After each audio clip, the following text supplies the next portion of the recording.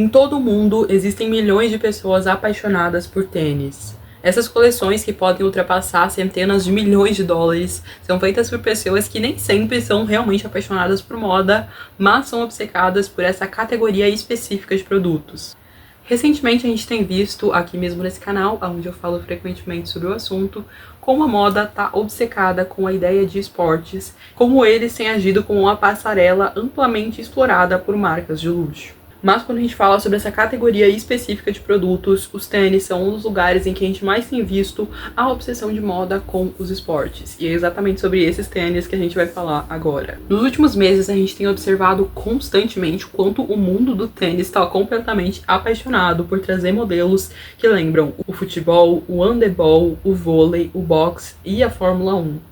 Não tem como a gente começar esse vídeo sem falar sobre o Speedcat, o tênis mais desejado do momento, não só na minha percepção pessoal, mas nas pesquisas de moda. E eu me incluo aqui nas pessoas que estão pessoalmente obcecadas pelo modelo e que querem muito comprar a sua versão.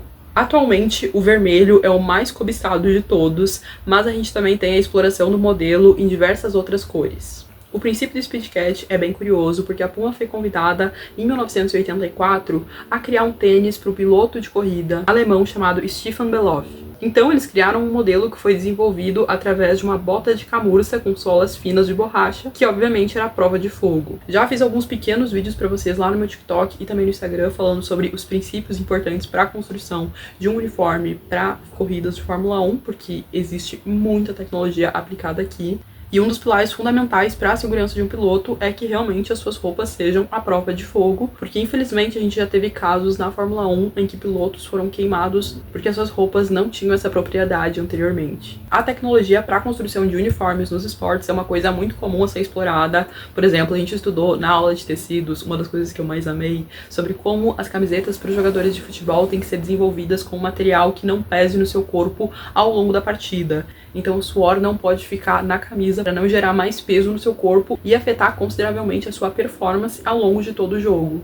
Quando a gente fala sobre Fórmula 1, o assunto é um pouco mais sério, porque a gente está falando aqui de um esporte em que a roupa age a função básica para salvar muitas vidas. Normalmente o material base para os uniformes deles é chamado Nomex, que é um polímero que resiste a altas temperaturas e cortes. E o objetivo é que, em caso de um acidente grave, eles consigam escapar com menos danos. A gente pode fazer um outro vídeo específico só para falar sobre os uniformes deles, mas aqui a gente vai falar sobre o princípio do Speedcat, que surgiu como um tênis para cumprir exatamente esse objetivo de ser um tênis à prova de fogo e ao mesmo tempo confortável para pilotar. O modelo foi desenvolvido e inicialmente ele era feito nessa bota de camurça que eu mencionei para vocês. Mas ao longo do tempo, os fãs começaram a observar o tênis e querer ele também. Foi mais ou menos 10 anos depois de lançarem o projeto inicial que eles lançaram também uma versão comercial desse sapato. Era um tênis de cano baixo, mas completamente inspirado no modelo inicial criado para a Fórmula 1. Então o fruto disso foi uma silhueta baixa com uma sola de borracha fina e a parte superior normalmente traz ali o logo da Puma. Com esse design que era super minimalista, ao longo do tempo os fãs começaram a aderir para assistir principalmente as corridas esse sapato e depois ele acabou se espalhando pelo mundo todo para celebridades e pessoas que simplesmente gostaram do modelo. Nesse ano eu falei pra vocês bastante sobre como a moda tá mega nostálgica, então tudo que lembra esse ar vintage também tem voltado a surgir no pensamento coletivo. Foi exatamente assim que nos últimos meses a gente começou a ver um montão de celebridade usando esse exato tênis. A presença dele foi vista não só no universo esportivo, mas principalmente no street style ao longo dos últimos meses. E um ponto importante pra gente comentar foi a presença desse tênis na última campanha dos merches da Ferrari, que a gente viu há algum tempo atrás no perfil oficial da Puma, que foi uma campanha assim super icônica, super importante, e que eu até conversei um pouco com vocês sobre isso lá no meu TikTok, porque foi uma campanha que mostrou exatamente sobre como a influência que o Hamilton tá trazendo pra essa equipe também tem afetado os padrões estéticos dela. O segundo sapato que tá fazendo muito sucesso dentro do mercado é o Adidas Taekwondo. E eu simplesmente amo esse nome porque é incrível. Originalmente, esse tênis foi lançado nos anos 80 e, como o próprio nome sugere, ele é inspirado nas artes marciais. E é um tênis extremamente confortável porque fala sobre a agilidade que é necessária para ter durante lutas. Uma das maiores características desse sapato visualmente é que originalmente os cadarços eram cobertos por uma aba de couro que facilitava a limpeza e também evitava que os lutadores acabassem pisando no seu cadarço e caindo durante uma luta. Como eu falei pra vocês, cada esporte tem características específicas que precisam ser muito pensadas no desenvolvimento de produtos e uniformes para eles. E pode parecer um pouco bobo pensar que era para não tropeçar nos sapatos, mas isso é muito importante na hora de lutar. Depois que o tênis se tornou uma versão mais comercial e se popularizou no mundo inteiro, a marca também lançou uma versão que não tem essa cobertura dos cadarços. E uma coisa que eu acho no mínimo interessante é que os tênis atuais, esses que aparece o cadarço, normalmente são vendidos num valor mais baixo do que os que cobrem o cadarço. Então, se tu estiver procurando uma versão mais barata desse tênis da Adidas Taekwondo, é provável que tu encontre na versão com o cadarço aparecendo. Normalmente eles costumam ser uns R$100 mais barato. E uma segunda modificação que veio para esse tênis com o sucesso atual que ele está fazendo na moda foi ampliar a cartela de cores em que ele é desenvolvido. Anteriormente, os clássicos eram apenas em branco e preto, mas agora eles também estão disponíveis em prata, que é a minha versão favorita. Eu amo tênis pratas e não tenho nenhum, preciso comprar um urgentemente. Inclusive, tem muitas pessoas que apontaram esse tênis como a versão 2025 do Adidas Samba, que foi o maior sucesso na moda nos últimos tempos. A gente já vai falar dele. Antes, a gente precisa conversar sobre o Adidas Japão. Esses foram feitos originalmente em 1964 com o objetivo de servirem para os atletas que estavam participando das Olimpíadas sediadas no Japão naquele ano. Esses tênis se tornaram um sucesso imediato na época, porque eles conseguiram capturar perfeitamente o espírito do tempo em que ele foi lançado. E é exatamente por isso que eles voltaram para a moda nesse momento. A moda, estando obcecada por artigos vintages, vê nesse tênis uma nostalgia completa. Esteticamente, ele é bem parecido com outros modelos da Adidas. No próprio site da Adidas, eles falam que o lançamento desse tênis atualmente, ou seja, o relançamento, é um aceno para a rica história da Adidas e uma oportunidade para os entusiastas de tênis possuírem um pedaço da história do calçado esportivo. Outro tênis que a gente não pode deixar de mencionar é o Gazelle. E acho que a essa altura vocês já perceberam que a maioria das grandes tendências de tênis que a gente tem visto nesse ano de 2025 e no de 2024 foram lançadas ou relançadas pela Adidas. O Gazelle é mais um desses casos. Esse tênis ele foi criado originalmente para práticas esportivas em ambientes fechados. Então a gente não está falando aqui de um modelo de tênis que foi criado pensando só em um esporte. Uma das principais características que fez ele ser associado ao universo de futebol era o seu solado, que tinha uma durabilidade maior e também uma boa aderência.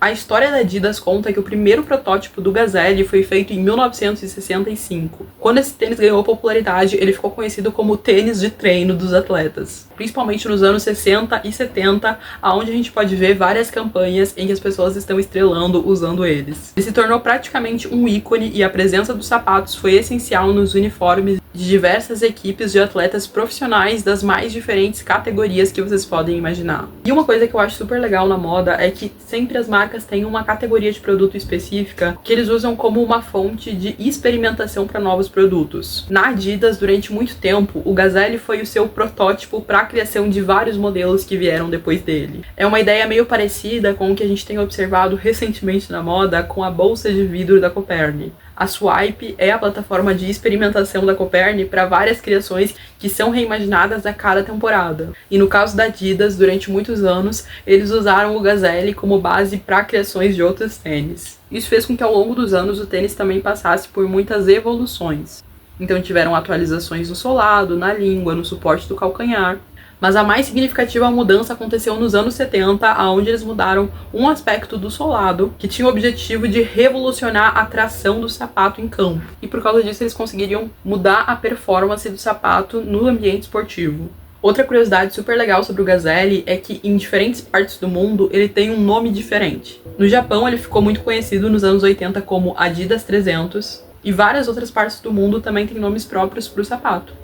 E claro, não tinha como finalizar esse vídeo sem falar sobre ele, o tênis mais comprado e cobiçado dos últimos meses, o Adidas Samba. A história do Adidas Samba está muito relacionada à própria história do Brasil, como o próprio nome indica, e o sapato foi criado em 1940. O engraçado é que a origem do sapato não tem absolutamente nada a ver com o Brasil no início. O Adi Dassler, que é alemão e o fundador da Adidas, queria desenvolver uma chuteira especificamente para ser usada na neve. Quando esses sapatos foram criados e propagados na moda nos anos 50, eles ficaram muito conhecidos pela estabilidade que ele fornecia por causa das ventosas que eram aplicadas no solado dele, para os jogadores poderem participarem ali das competições que aconteciam na neve. Ao longo dos anos, eles foram aperfeiçoando os modelos, e essa é uma coisa muito característica de todo sapato que a gente vê sendo lançado, principalmente esses sapatos que são voltados para o esporte. As marcas costumam não só criar o sapato uma vez, lançar no mercado e sempre replicar essa mesma fórmula.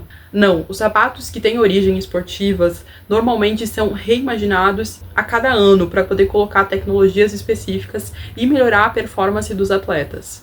Isso aconteceu com o Adidas Samba várias vezes ao longo da história, e foi só em 1970 que a versão que a gente conhece atualmente foi lançada. E é legal saber essas fontes de inspiração para a criação desses sapatos, porque a gente consegue entender alguns aspectos deles.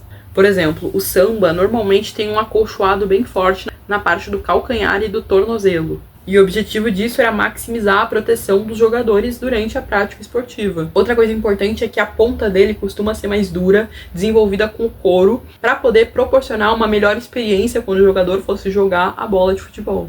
Nos anos 80, o sapato também começou a ser usado para a prática de futebol de salão. E aí, mais uma vez, ele passou por algumas atualizações para suprir essa necessidade específica. Mas ao longo dos anos, ele também ficou muito conhecido por ser um tênis favorito de várias celebridades, como, por exemplo, o próprio Freddie Mercury, que usou o tênis no Live Aid de 1985.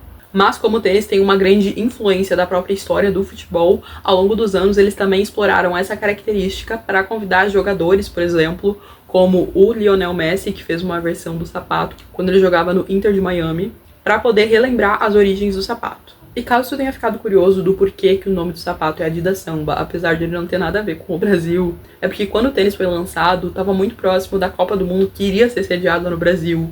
Então eles usaram o nome Samba, que é do ritmo musical conhecido no mundo todo, para poder fazer um marketing usando o nome do Brasil em um sapato que não era nem inspirado aqui. Mas ao mesmo tempo foi bom, porque é um sapato que fala de futebol, então faz sentido no país do futebol. No fim, eu acho que ao longo desse vídeo vocês perceberam o que eu queria deixar claro aqui. Fica claro pra gente que as tendências de sapato que a gente mais tem visto recentemente estão voltadas para a ideia de sapatos baixos. Por isso que além de tênis, a gente tá muito obcecado também por modelos específicos de loafers e também sapatilhas. É exatamente esse também o motivo de a moda tá tão obcecada por voltar para referências que vêm do esporte. Quando a gente fala sobre esporte, conforto é um pilar essencial, e é claro que os sapatos que vêm daqui vão ser confortáveis também e normalmente baixos. Nos próximos vídeos eu quero falar para vocês também especificamente sobre a história da sapatilha e dos loafers. E eu pretendo fazer também uma versão parte 2 desse vídeo, porque falar sobre sapatos que surgiram no esporte, principalmente de tênis, é um assunto que não acaba nunca. Nesse vídeo eu quis falar para vocês mais sobre os modelos que eu andei lendo, que estão sendo os mais vendidos de 2025. A gente ainda tem muitos assuntos para explorar dentro desse tema, porque como eu falei, aqui a gente falou muito sobre os modelos da Adidas, mas tem uma marca que está querendo e muito roubar o protagonismo da Adidas quando o assunto são tênis. E a gente tá falando, é claro, da Puma. Vai sair nessa semana também o meu vídeo falando sobre por que a Puma é minha aposta de marca favorita de 2025. Espero que vocês tenham gostado do vídeo. Não se esqueçam de se inscrever no canal, deixar um comentário, um like, me seguir nas outras redes sociais. Tudo isso que vocês sabem que é mega importante. E é isso, um beijo, eu sou a Anne e até amanhã com o próximo vídeo.